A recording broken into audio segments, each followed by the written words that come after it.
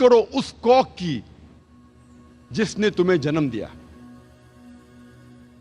اللہ تعالیٰ فرماتے ہیں سورہ لقمان میں سورہ نمبر 31 آیت نمبر 14 میں کہ ہم نے انسانوں سے کہا ہے کہ اپنے والدین کی عزت کرے, اپنے والدین سے اچھا برتاؤ کرے, اور تمہاری ماں نے تمہیں تکلیف کے ساتھ جنم دیا, تکلیف کے ساتھ اپنی کوکھ میں رکھا اور تکلیف کے ساتھ آپ کو جنم دیا. اللہ تعالیٰ پیغام کو دہراتے ہیں سورہ اعراف میں سورہ نمبر 46 آیت نمبر 15 میں, جس میں کہا گیا ہے کہ اے انسانوں اپنے والدین کی عزت کرو, ان کے ساتھ اچھا برتاؤ کرو, اور تمہاری ماں نے تکلیف کے ساتھ تمہیں جنم دیا, اور تمہاری ماں نے 2 سال تک تمہاری پرورش کی پیدا ہونے کے بعد. اس کے اندر ویننگ کا ذکر ہے, میں نے آپ کو دودھ پلائی. یہاں اللہ سبحانہ و تعالی خواتین کا رتبہ حمل کی وجہ سے اور اونچا کرتا ہے. اور اکثر آپ دیکھیں گے میڈیا میں اسلام کے بارے میں غلط فہمیاں جو میڈیا پھیلا رہی ہے, اس میں ہمیشہ میڈیا یہ کہتی ہے کہ اسلام خواتین کو اپنے حقوق نہیں دیتا اور اسلام خواتین کو ذلیل کرتا ہے. یہ سمے نہیں ہے یہ الزام کو دور کرنے کا.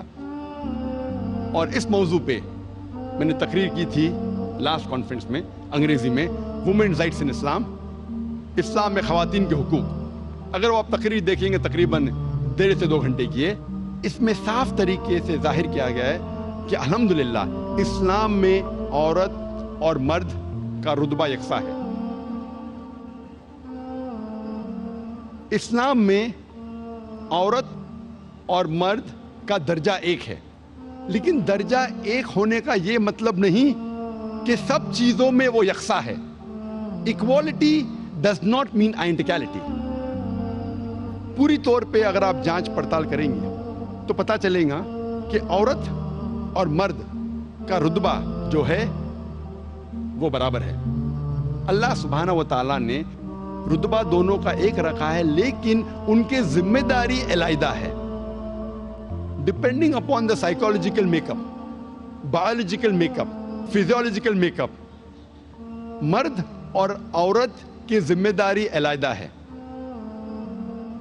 لیکن اوور آل بوتھ ایکول. میں ایک مثال آپ کو پیش کروں گا جس سے آپ کو سمجھ میں آئے گا میں کیا کہنا چاہتا ہوں.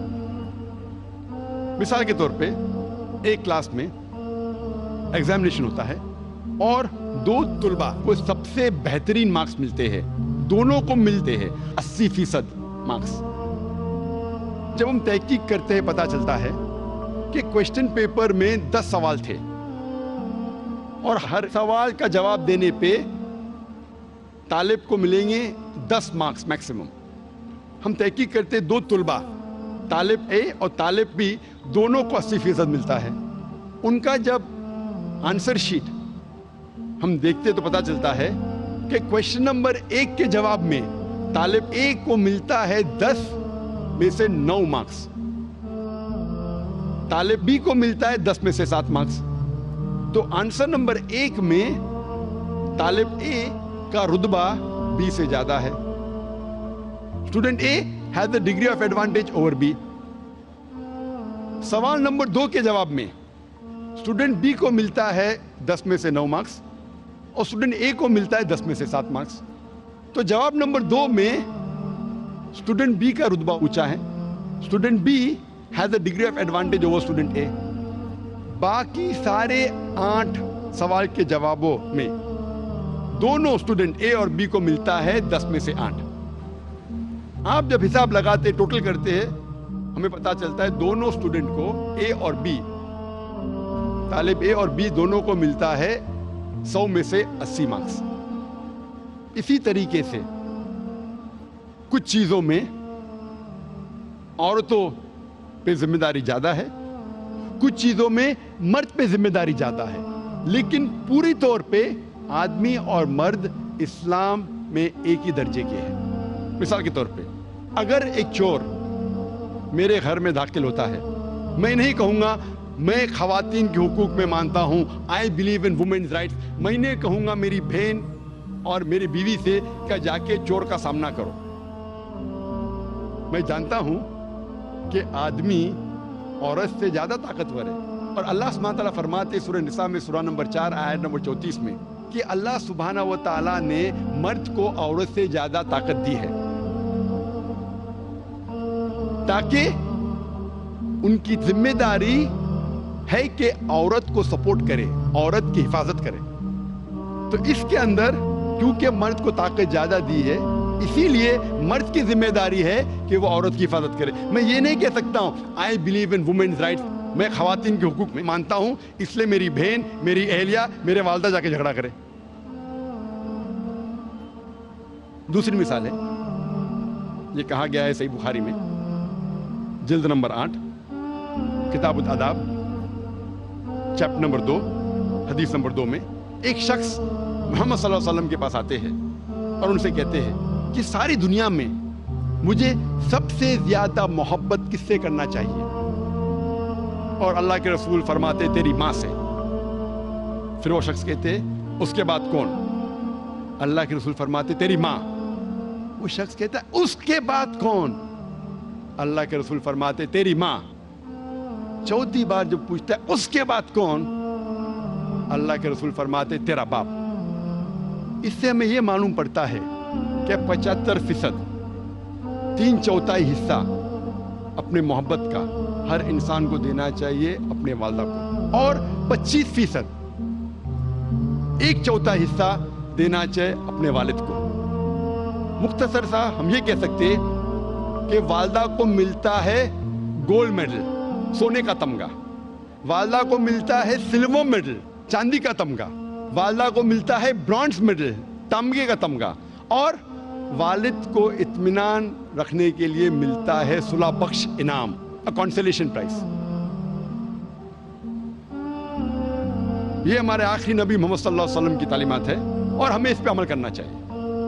تو اس چیز میں ہمیں پتہ چلتا ہے کہ عورتوں کا درجہ, کیونکہ وہ انسان کو اپنے پیٹ میں 9 مہینے رکھتی ہے اور تکلیف کے ساتھ جنم دیتی ہے, عورتوں کا رتبہ اللہ سبحانہ و تعالیٰ اور اونچا کرتا ہے.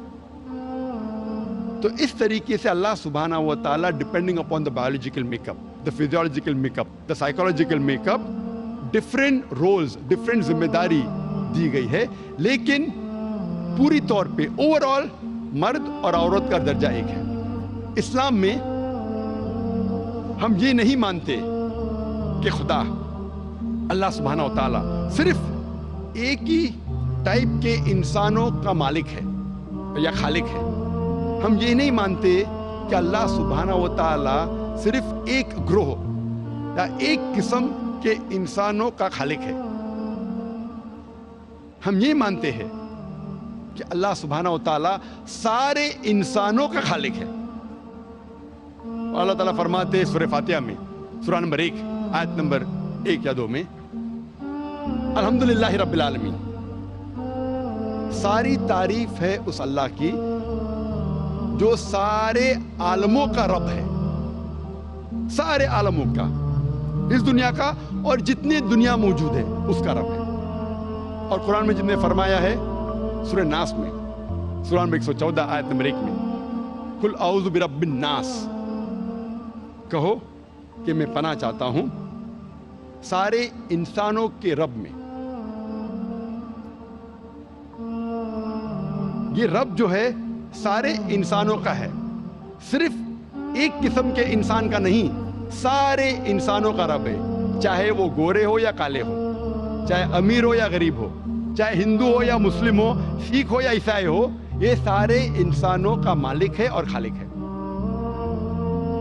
اسی لیے قرآن مجید میں کہیں جگہ آتا ہے یا ایھا الناس, یا ایھا الناس, یا ایھا الناس, اے انسانوں, اے انسانوں.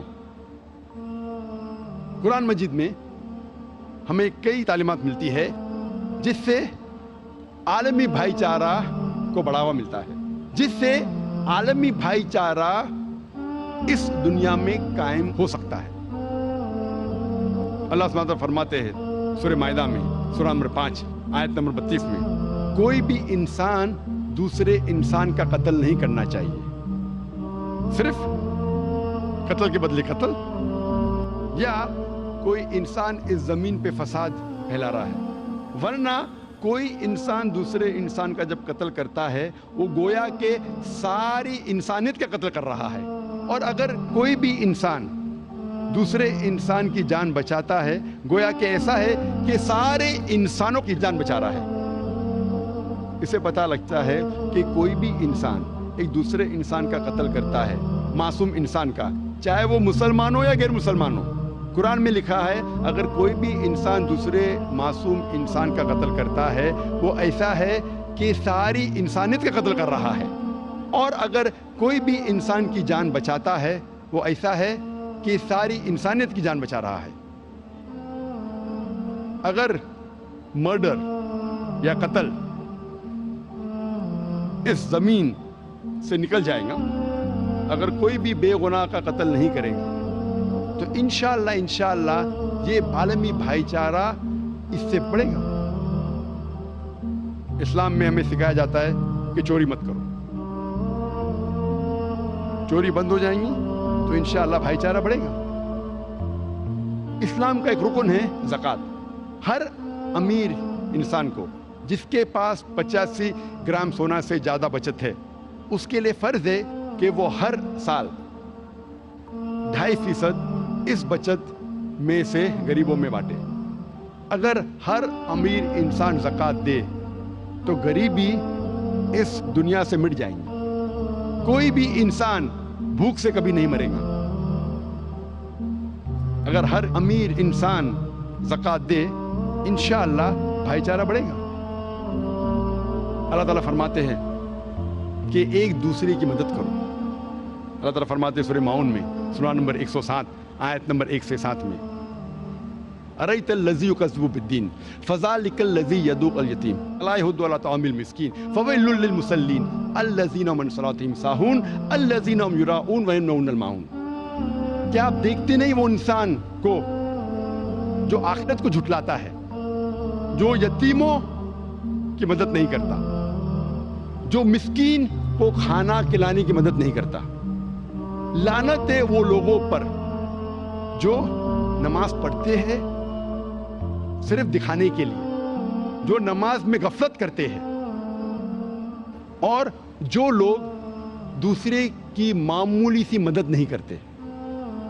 قرآن میں کہا گیا ہے کہ ایک انسان دوسرے انسان کی مدد کرنا چاہیے، اور یہ انسان پہ لعنت ہے جو چھوٹی چھوٹی مدد اپنے بھائیوں کی، اپنے پڑوسی کی نہیں کرتے۔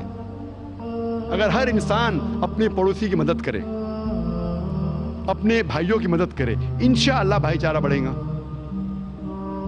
اللہ تعالیٰ فرماتے ہیں قرآن مجید میں سورہ نمبر 17 میں، سورہ اسراء میں آیت نمبر 26 اور 27 میں، کہ جو فضول خرچی کرتے ہیں وہ شیطان کے بھائی ہے۔ فضول خرچی کرنا اسلام میں حرام ہے۔ فضول خرچی بھائی چارے کو روکتی ہے۔ قرآن مجید میں کہا گیا ہے سورہ بقرہ میں سورہ نمبر 2 آیت نمبر 188 میں، ورس نمبر 188 میں، کہ اپنی دولت کا استعمال مت کرو جج کو دینے کے لیے تاکہ وہ اپنا ججمنٹ آپ کے فیور میں دے، تاکہ وہ اپنا ورڈکٹ آپ کے حق میں دے جو غلط ہے، تاکہ آپ دوسرے لوگ کی دولت چھین سکو۔ یعنی قرآن مجید میں کہا گیا ہے کہ رشوت دینا حرام ہے۔ اگر آپ کوئی جج کو رشوت دیتے ہیں، کوئی حاکم کو رشوت دیتے ہیں تاکہ آپ دوسرے کی دولت چھین سکو، یہ بالکل حرام ہے۔ رشوت دینے سے بھائی چارہ گھٹتا ہے۔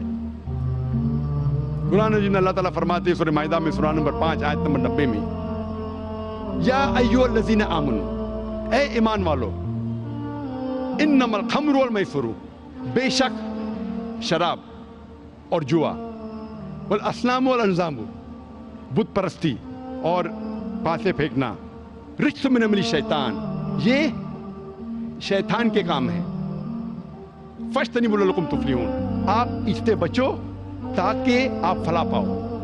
قرآن مجید میں سورہ مائدہ سورہ نمبر 5 آیت نمبر 90 میں اللہ تعالیٰ کہتے ہیں کہ جوا، شراب، پاسے پھینکنا، بت پرستی، یہ سارے کام یہ شیطان کے کام ہیں، اور اس سے بھائی چارہ گھٹتا ہے۔